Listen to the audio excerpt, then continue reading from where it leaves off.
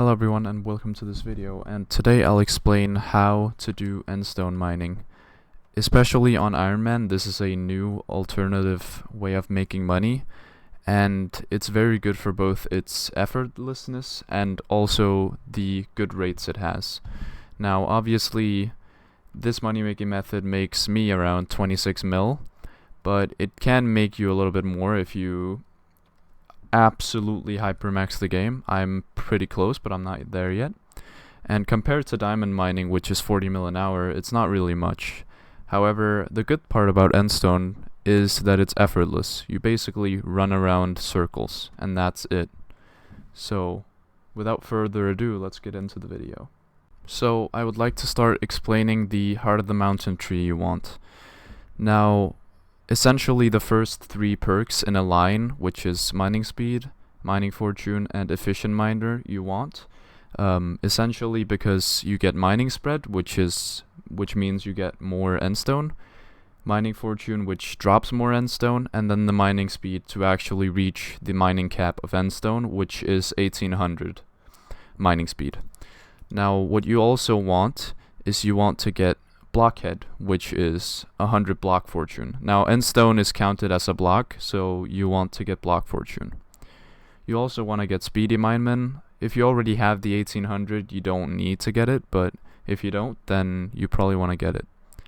You also want the extra mining fortune from here, which is 150, and yeah, it'll help you boost your rates even more.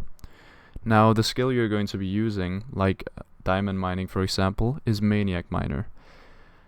Now I'm gonna go into specifics later on why you need Maniac Miner and if you should use Blue Goblin Omelet, but Maniac Miner is just insane to clear a lot of blocks and to get a lot of mining fortune for the blocks. Now Maniac Miner procs for whatever, it procs for whatever block you mine, so it doesn't matter if it's an ore or a block or whatever. So that's basically the things you need. There's not really much else you want to get. So for the gear, I'm not going to go too far into details because it is pretty obvious. You just want to be using the gear that provides the best fortune and spreading. Now, the armor you want to be using is glossy mineral. If you don't have glossy, then just use mineral. But if you're at that stage where you don't have glossy, I wouldn't recommend doing the method anyway. It's kind of a waste of your time. Now glossy is good because it gives a lot of mining spread on ores and blocks, so it procs on Endstone as well. Now you want to get jaded on it, and you want to recom as many pieces as possible. You can see I didn't recom my boot yet, which I have to do of course, but it only provides 5 extra fortune. But jaded of course is a big part of this because it gives 30 fortune. Now for the equipment, you just want to be using whatever is best. Again, a good equipment set is titanium. If you don't have a lot of money to spend, they're like 5 mil each per piece, so that'll be like 20 mil. If you have more to give, like you have more money to spend on equipment, then yeah, obviously go for at least hand warmers. Pendant is probably a little bit crazy to go for, but yeah. Now to the drill and the pet. The drill you want to be using, again, is just the best drill you have. Now for me, that's a Devon's drill, and you want to be using a perfectly cut fuel tank, amber polished drill engine, and a blue cheese goblin omelet. Now, I have looked into drill swapping for this method, but when I do when I mine, I do the tests. It doesn't appear like there's a big difference between drill swapping and not drill swapping, and therefore I just recommend you use your blue cheese at all times, so you don't have to actually drill swap or anything. You can just literally use your right click, and that also is the same for your pet swaps with Bal. So you would throw a fishing hook, get out Bal, and then proc another drill with your blue goblin omelet. I wouldn't say it's worth it. Also, it makes the effort a little bit higher, and that's kind of the point of this method. You don't want the you don't want the effort to be high. You just want to run around in circles and make money. Now for the pet, and this does actually not make sense at all. So you see the first perk, more stonks. Gain more XP orbs for breaking Endstone, and gain a plus 100% chance to get an extra block dropped. Now, this would basically be equivalent to having 100 fortune extra on Endstone. Now, for some reason, it actually doubles your rates. So, it doesn't give a chance to get an extra block, it gets a chance to double all your blocks. So yeah, this one doesn't make sense, but it is a little buggy. And you obviously want to get either a bejeweled color or a quick claw on it. I'd probably just use a bejeweled color in case they nerf the method and they remove the bug with the endermite. Now, that's basically it for gear. So, as I explained with the Heart of the Mountain skills, you want to be using Maniac Miner. Now, if you want to use Maniac Miner as effectively as possible, then you need to have at least 2k mana. Now, that would mean that you probably want to use a Power Stone over here. So, when you spawn in the hub, you come here and you go this way. But you probably already know it if you're this far in the game. So, you click this guy, and you want to get the sighted Power Stone. And this gives a lot of intelligence, which you will need because it provides mana. And if you have 2k mana, then you can use Maniac Miner as effectively as possible. Now, you get the Power Stone by killing Seers and getting Ender Monocles. You can see. So you get 9 of these from killing the Seers and End, and then you give it to this guy in here, and then you press Learn New Power, and then you have the power. So that's basically what you want to be doing with your Power Stone for this.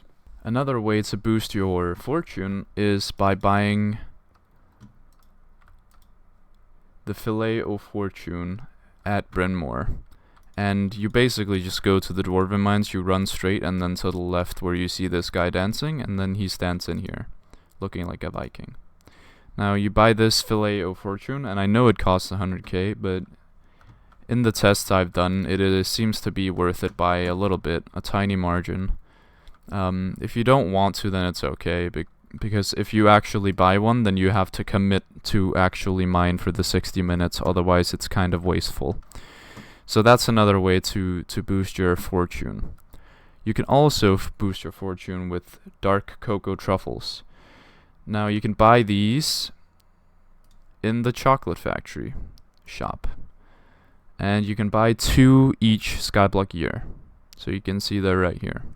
However, I don't really use them myself because they take awful long to actually build up in fortune. But what you can do is put it in your time pocket, which you've gotten from Rift. Otherwise, I'd suggest you go find a Rift guide to find out how to manage that. Now, another way to actively boost your block fortune is a very recent idea and thing, and it's the Hideon Leaves. Now, the Hideon Leaves, they provide you with block fortune. So ideally you want to max this out so you get the 50 block fortune, and this is the only real attribute that will actually help you with this grind, but I would say it's worth it to get. So that's another way to boost your rates. So as an Ironman, you obviously have to sell the Endstone to NPC. On normal profile, I'm actually not sure if it's better to sell on NPC or on Bazaar, but guessing that NPC is probably the only place you can do it really, because there's not really a lot of demand for Endstone. So the only thing about this method, as I said before, that can be a little bit tedious, is that you actually have to sit here and manually sell all of this. And when you have like 141k enchanted Endstone, then that takes a while. So if you have Sky Honey, then you can use their command get from sacks. Now it doesn't make it much better, but it does make it better, especially if you're on Ironman where you actually have to do it no matter what. You can't just sell the whole sack to Bazaar. So if you don't have Sky Honey, I recommend you get it for this purpose, of course. But you don't have to. It takes like 5 minutes, tops 10, so it's not that bad, but it's kind of tedious and annoying anyway. But yeah, that's it. So the last thing to really go over is the route you want to be taking in End. And generally there's not really a route that you have to take that's the best ideally. What I like to do, because it's effortless, is I just run from the corner over here. So if I just go to the start or to the entrance of the dragon's nest, I run to the left of the dragon's nest here and then over here. So I just hold the left button and I proc my maniac miner, of course, and I just run in this pattern all the way around. And don't worry about the Endstone respawning, it does respawn pretty quickly. So you just run in this kind of 8 pattern. So you see how it's an 8? There is the line here, and then there are the 2 zeros. There's one here, and there's one here. So that's basically the route you want to take. Now that's basically it for this video.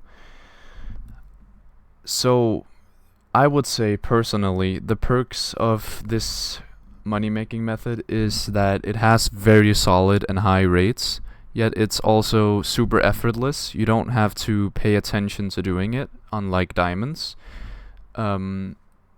And you can, for example, watch a series in the background where you can actually focus on that instead of focusing on the game.